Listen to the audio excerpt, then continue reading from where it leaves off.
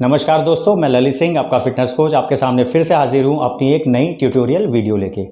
दोस्तों, आज का मेरा टॉपिक होगा वो होगा आप अपनी राउंडेड बैक को कैसे आप ठीक कर सकते हैं। राउंडेड बैक का मतलब समझते हैं? राउंडेड बैक का मतलब आपने कई बार देखा होगा, इसको राउंडेड बैक कहते हैं कि आपकी पीठ पे कर्व सा बनने लग जाता है। और ये होता क्यों है? इसका सबसे बड़ा कारण है हमारा बैठने का तरीका। जैसे आप कंप्यूटर पे काम करते हैं, स्टूडेंट पढ़ाई करते हैं, या जो घर की लेडीज़ हैं वो बैठ के कोई काम करती हैं, तो कई बार क्या होता है वो अपनी पीठ को बहुत ज़्यादा रिलैक्स करके बैठती हैं, ऐसे करके। तो उन्हें लगता है उनकी पीठ रिलैक्स हो रही है, जबकि यही सबसे बड़ी टेंशन है। धीरे धीरे उनकी जो बैक होती है, जब वो काफ़ी लंबे टाइम तक ऐसा करते हैं, तो उनकी जो कर्व होता है वो उनकी बॉडी में परमानेंट हो जाता है।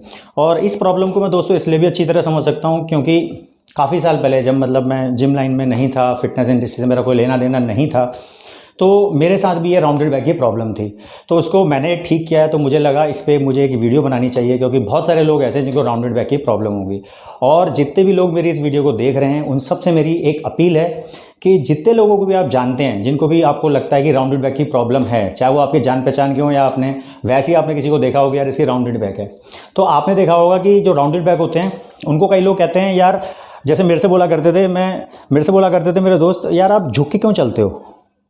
जबकि मैं अपने हिसाब से सही चल रहा होता था, तन के चल रहा होता, लेकिन वो हमें पता नहीं चलता। हमें लगता है कि हम बिल्कुल सही चल रहे हैं, लेकिन हमारी जो बैक है उसमें परमानेंटली वो कर्व ऐसा आ जाता है जिसकी वजह से हमें बड़ी प्रॉब्लम आने लगती है।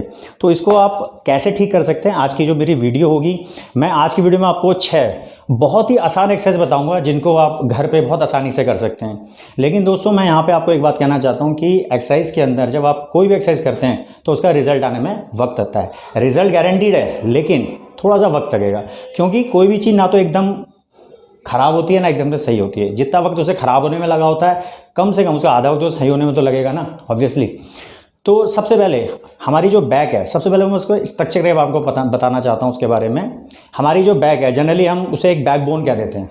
तो ज़्यादातर लोगों को लगता है यार बैकबोन ये एक हड्डी है, लेकिन दोस्तों मैं आपको आपकी जानकारी के लिए बताना चाहता हूँ कि जो आपकी बैकबोन है ये एक बोन नहीं है, ये 33 हड्डियों का पूरा एक जोड़ है, एक पूरा कॉलम है, जिसको हम बैकबोन कह देते हैं। और ये हमारी बॉडी की सबसे इंपॉर्टेंट बोन होती है। आपने भी कई बार देखा होगा, जैसे कोई टीम है, कोई ऑफिस है, या कोई भी चीज़ है, कोई भी उसमें जो सबसे इंपॉर्टेंट जो प्लेयर होता है या सबसे अच्छा जो ऑफिस में काम करने वाला होता है, उसको हम बैकबोन से ही कंपेयर करते हैं। आपने सुना होगा, कई बार कहते नहीं हम लोग कि he is backbone of the team, he is backbone of the company. तो बैकबोन हमारी बॉडी में सबसे इंपॉर्टेंट है और इसीलिए हमें इस पर सबसे ज़्यादा ध्यान देने की ज़रूरत है। तो हमारा जो बैकबोन का जो स्ट्रक्चर है, सबसे पहले मैं आपको बता देता हूँ, ये 33 छोटी छोटी हड्डियों का पूरा एक कॉलम है। सबसे ऊपर की जो 7 हड्डियाँ होती हैं उनको बोलते हैं हम लोग सर्वाइकल। जैसे आपने सर्वाइकल पेन के बारे में सुना होगा, तो जो पहली 7 हड्डियाँ होती हैं, यानी उन्हीं में से किसी ना किसी कोई बोन में प्रॉब्लम है, उसी को हम लोग सर्वाइकल पेन बोलते हैं। और नेक्स्ट जो 12 होती हैं उनको बोलते हैं हम थोरेसिक, और जो नेक्स्ट 5 होती हैं उनको बोलते हैं लुम्बर, और जो नेक्स्ट 5 होती हैं उनको बोलते हैं हम सैक्रम, और जो लास्ट की 4 रहेगी उनको हम बोलते हैं कॉक्सिस। अगर आप इन सबको टोटल करेंगे तो ये 33 हड्डियों का पूरा एक कॉलम है। तो जो ऊपर की जो 3 तरह की जो हड्डियां हैं वही आपकी मूवेबल होती हैं। तो उसी के ऊपर मैं आज आपको बात करने वाला हूं कि आप राउंडेड बैक को अपने कैसे ठीक कर सकते हैं। आज मैं आपको 6 एक्सरसाइज बताने वाला हूं, बहुत ध्यान से इसको सीखेगा।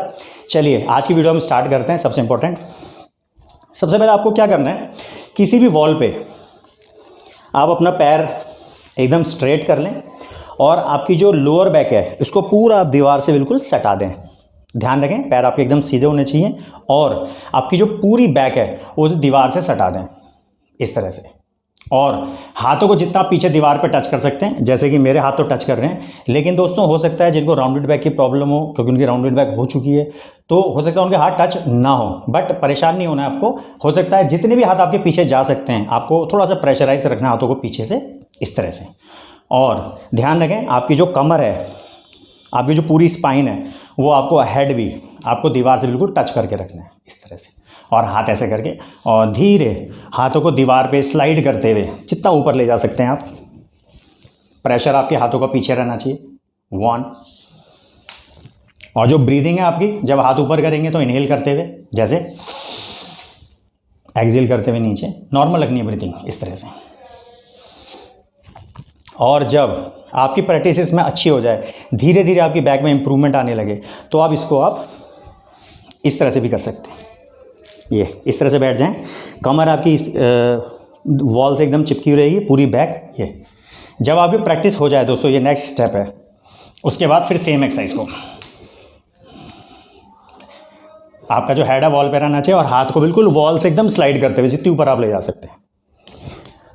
तो दोस्तों इसको बोलते हैं सीटेड वॉल हैंड रेजेस। ये थी आपकी पहली एक्सरसाइज। अब जो दूसरी एक्सरसाइज है, बढ़ते अपनी दूसरी एक्सरसाइज के ऊपर। अब इसमें हमें क्या करना है, डेड बग पोजीशन में अपनी बॉडी को रखना है। डेड बग पोजीशन कौन सी होती है, ये वाली।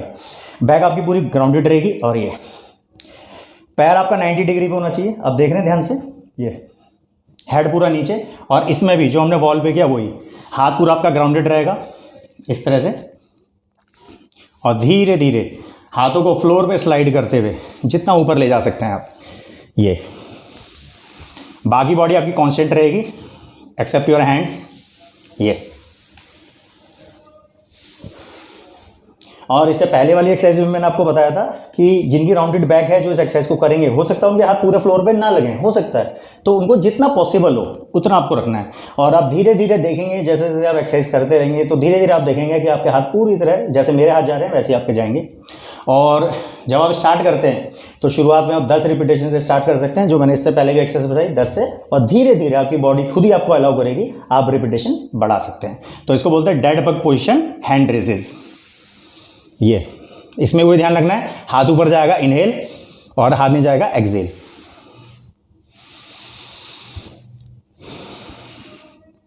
ओके, तो ये थी हमारी दूसरी एक्सरसाइज। अब हम बढ़ते हैं अपनी तीसरी एक्सरसाइज के ऊपर। इसको हम बोलते हैं टेबल टॉप पोजीशन। बॉडी को इस पोजीशन में रखना है। अभी मैं आपको दूसरे एंगल में भी करके दिखाऊंगा। हाथ इस तरह से, ये, और इस तरह से, हेड आपका आसमान की तरफ रहेगा, और अपने आपको हिप को जितना आप लिफ्ट कर सकते हैं मैक्सिमम लिफ्ट करना है अपने हिसाब से, जितनी आपकी बॉडी अलाउ कर रही है। जितनी मेरी कर रही है हो सकता है उतनी आपकी ना हो, ठीक है, इस तरह से, ये मैक्सिमम। ये एक्सरसाइज कंप्लीट तब मानी जाती है जब आपके नी और आपका जो स्टमक है ये एक लेवल पे आ जाए, एक लाइन पे, तब आप मान सकते हैं कि आपकी एक्सरसाइज ये पूरी कंप्लीट हो गई है, अब आप परफेक्ट हो गए। तो जितना मैक्सिमम लिफ्ट कर सकते हैं, ये इस एक्सरसाइज को बोला जाता है टेबल टॉप पोजीशन। ये अब मैं आपको इस एंगल में करके दिखाता हूँ। जैसे आपने हाथ ऐसे रखें, ये हाथ इस तरह से, हाथों की पोजीशन, देन मैक्सिमम लिफ्ट, और ब्रीथिंग आपको अपनी नॉर्मल रखनी है। ये देखिए टेबल टॉप पोजीशन। ये कुछ सेकंड होल्ड करके फिर आप नीचे आ जाएंगे, थोड़ा बॉडी को रिलैक्स करेंगे, फिर दोबारा से मैक्सिमम। ये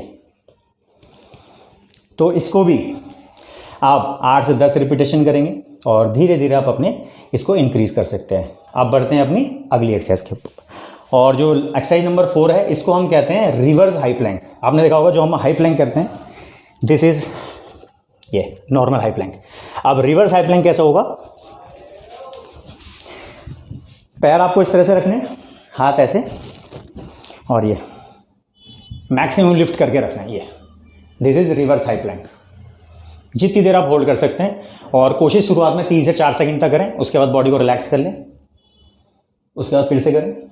हिप्स को मैक्सिमम लिफ्ट करके रखना है, ये इस तरह से 3 से 4 सेकंड होल्ड करके इसे फिर से डाउन कर लें, फिर लिफ्ट करें। फेस आपका ऊपर, घुटने सीधे, और बॉडी का जो बैलेंस है वो एडी पे बनेगा। आपको मैं फिर से इस एंगल में करके दिखाता हूँ। जैसे आपने पैर सीधे किए, आपका जो बैलेंस है वो आपकी हील्स पे और आपके हाथों पे बनेगा। हाथ ये रखे, देन मैक्सिमम लिफ्ट किया, प्रेशर बनाए रखना है। 2 से 3 सेकंड, 4 सेकंड होल्ड किया, हैंड डाउन, रिलैक्स।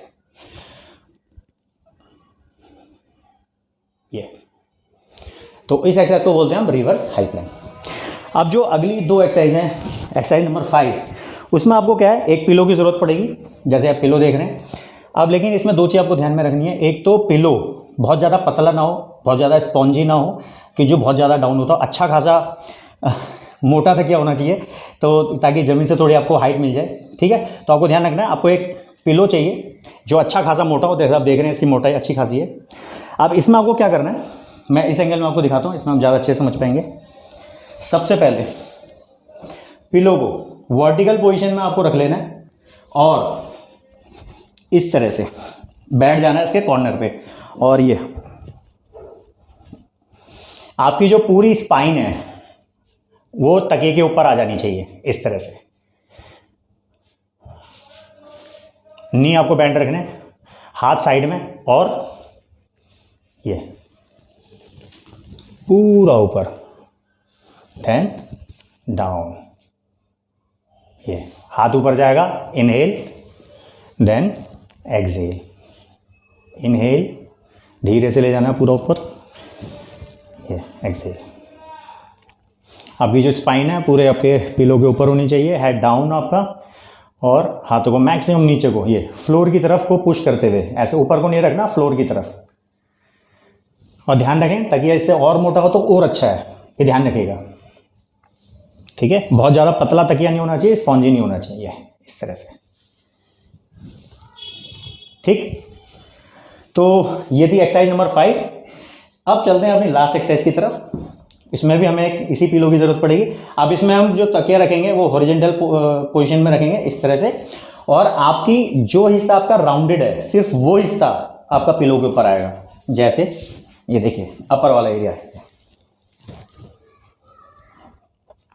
ये हेड को नीचे रखेंगे, और इसमें भी क्या करना है, हाथ यहाँ रखने ये, और हाथों को बिल्कुल सीधा रखते हुए ये जितना आप नीचे ले आ सकते हैं जितना, लेकिन ध्यान रखिए आपकी जो एल्बो है वो बेंड ना हो।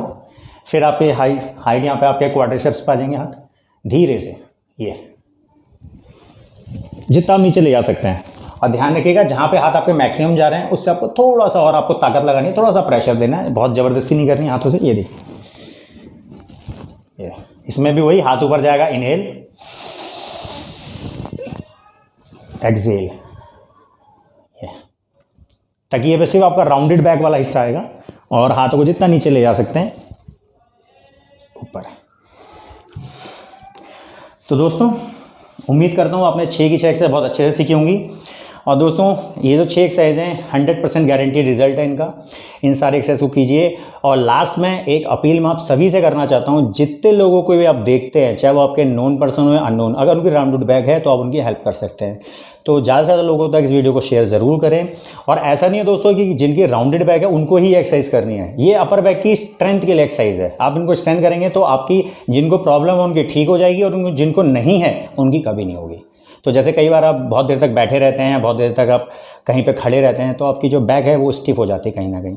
तो ध्यान रखिएगा, इन एक्सरसाइज को हर कोई कर सकता है, लेकिन स्पेशली जिनकी राउंडेड बैक है उनके लिए एक्सरसाइज रामबाण की तरह काम करेंगे। तो दोस्तों आज की वीडियो को मैं एंड करता हूँ। बहुत जल्दी मैं आपसे मिलता हूँ अपनी एक नई ट्यूटोरियल वीडियो लेके। Bye friends.